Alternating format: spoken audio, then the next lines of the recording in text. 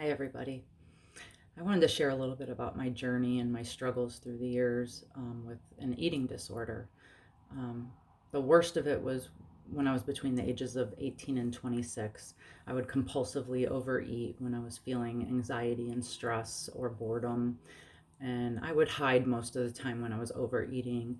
And then I would either vomit or, I would overexercise, sometimes going to the gym for more than 2 hours a day.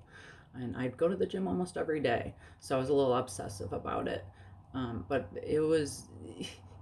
I had to start asking myself, why am I doing this? Because sometimes a behavior starts that you're really unaware of, or it just came on all of a sudden, and you have to start questioning what led to that behavior. And so I asked myself, what is triggering this behavior?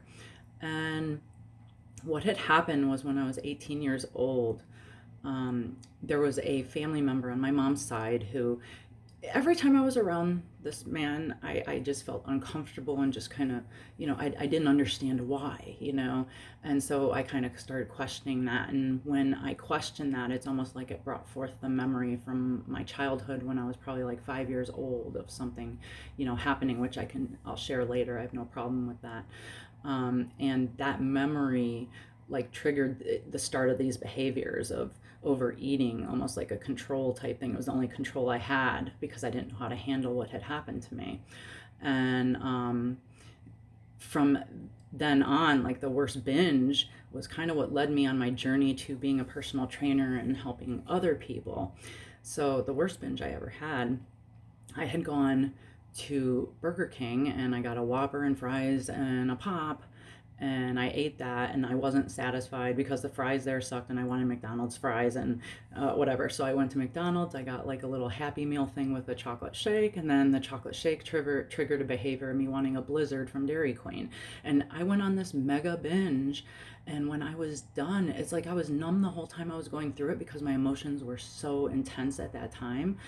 And when I finished, I couldn't believe how sick I felt. And I said, why am I doing this to myself?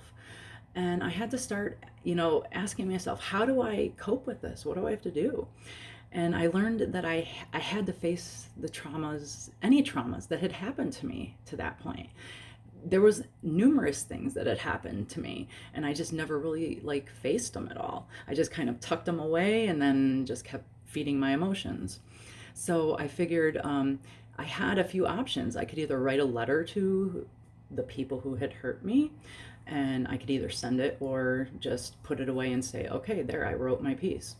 I could go face to face, which is the hardest thing to do, but that's where you're going to get the most peace. And the other option is forgiving and letting go. But that means truly forgiving and letting go. Like once you say you're doing that, nothing can trigger an emotion when a person's name is said or a situation's brought up. It means you've truly let go when you don't get anxiety over it. So what did I have to do to change in order to succeed, to get help? It was a long journey.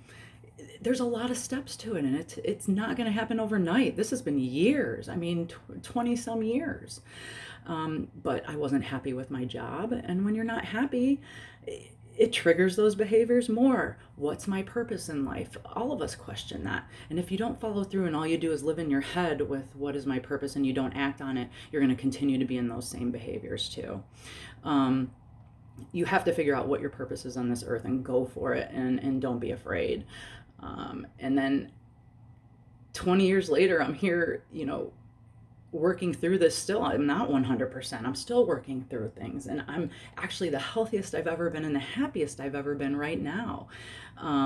But it takes time, and it doesn't happen overnight. And it is changing thoughts in your mind. And I will be sharing many more, stories to help others to heal, because I figure that me sharing these stories will help others who are going through the same thing. I hear this all the time as a trainer, and all the women and men that I've worked with. There's just a lot of emotional baggage that comes with your health. So once you start coping with that, life does get better. It really does. So I hope you trust the process and just take your time working through it. Thank you. Bye.